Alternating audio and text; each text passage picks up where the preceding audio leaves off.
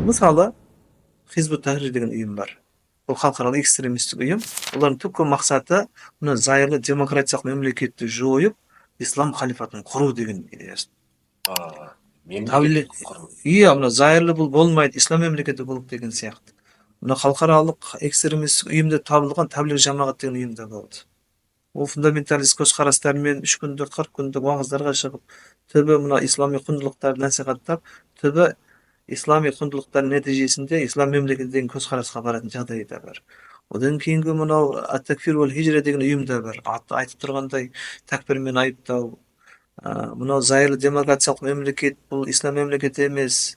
Мынау кезінде Сирия Араб Республикасы болып ислам мемлекеті құрылды деп, ислам мемлекетіне қоныс аударамыз деп, хижрет етеміз деп жүрген әртүрлі радикал топтарда болды. Яғни көзсіз еруі, радикалдануы, өзінің жолы дұрыс, басқалардың бәрі адасушы да деп, Алла үшін жек көріп, оларға деген зұлымдық көрсету, оларға мінез көрсетуге дейін баратын бұл топтар.